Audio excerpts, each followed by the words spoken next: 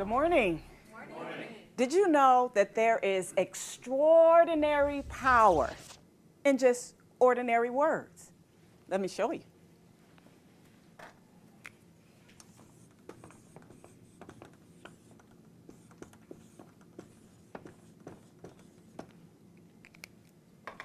Ordinary words. So where does the power come from? It actually comes from you. Because if we look at shut the door, they're just black and white letters on the board. But in communication, your presence, your tone, your fluctuation, your body language, your eye contact, all give power to ordinary words. Let's play around with this phrase. Miss McAllister, would you come up here for one moment?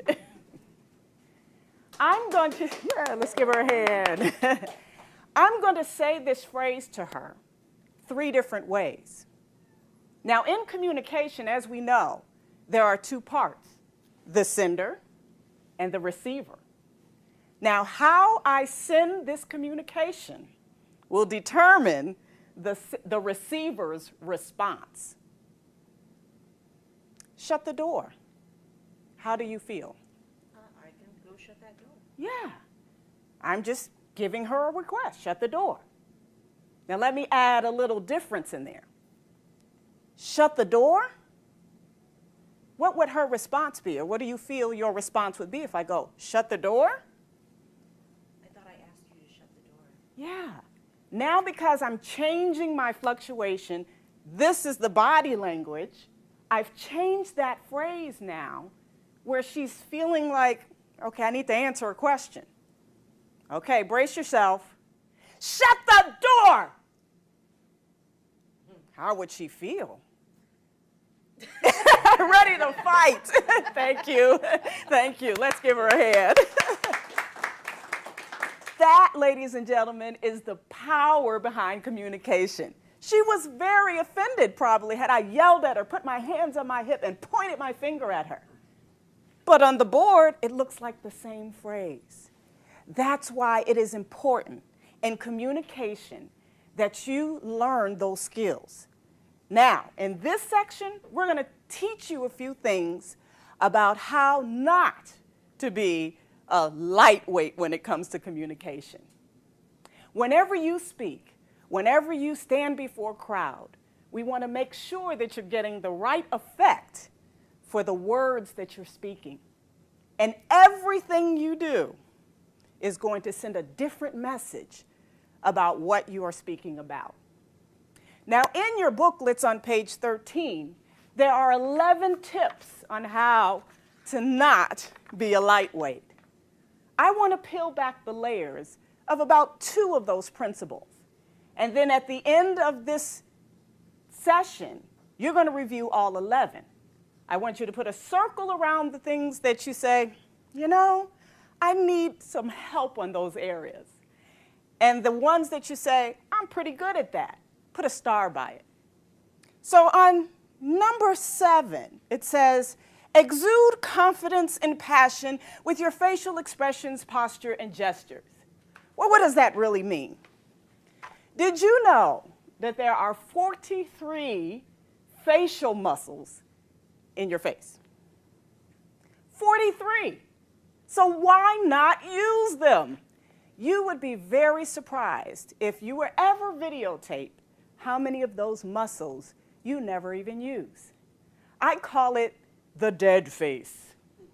Let me show you what that looks like. If I talk to you just like this, the only thing that I am using, if you really look at me, is my lips. I have stopped using most of my facial expressions.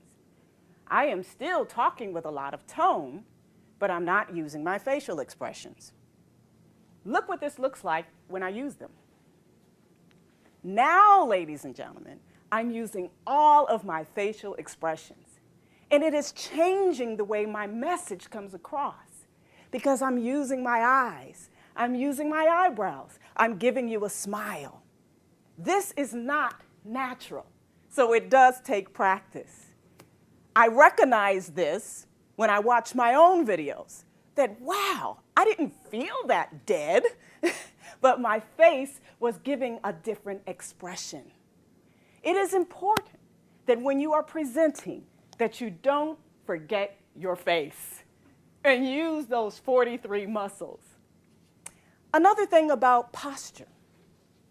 If I talk to you and I begin to pace back and forth, oh, this feels so comfortable for me, but it's driving you crazy.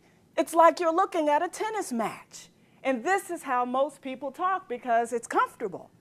But if you take your hand and you do an MW, that's the way you want to walk when you're presenting. Think of MW. Moving forward and backwards is a lot easier on your participants' eyes or your audience's eyes than side to side and pacing back and forth and, yeah, this feels great to me, but it's driving you crazy. MW allows you to move in when you want to stress a point and move back for processing. Now, speaking of processing, how many of you have ever put a bunch of commands in a computer and it just froze up? Yeah. Even a computer, as sophisticated as a computer is, it needs time to process. Well, that's how our brains are. So one point to tell you when you communicate is use a pause. Oh, that feels great. It gives me time to digest what you're hearing. So when you're speaking and you want to put power to words, you not only have to think about what you want to say, but you have to focus on how you appear and sound, with your tone, with your fluctuation, with your body language, with how you move around the room, and also to use a pause for processing. Communication is very important, but how you communicate is more important. There's another step in here that we'll quickly talk about, and that is volume. And the one thing about volume is it comes from here.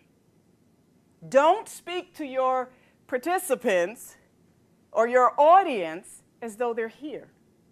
It is not natural to talk this loud, but it gives confidence to your message. Even if you're standing up here shaking, no one will know if you speak with confidence. I tell people I spent a long time deathly afraid of standing in front of people. I had fears that would hinder my forward progress. But now that I've developed skills that don't show you that, most people, when I tell them, I think I heard someone say that they are introverted and shy, they don't believe me. You're introverted, shy? Yeah, I am.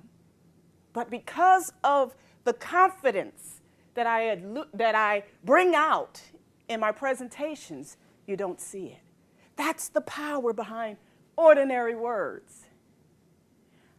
I will leave you with this quote.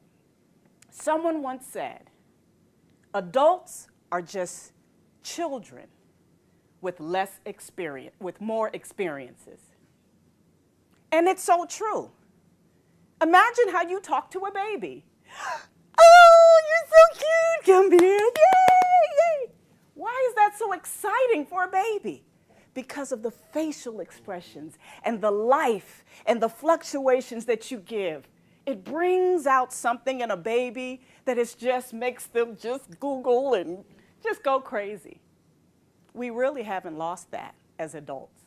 It really is still in us to want excitement, life, when we listen to speakers.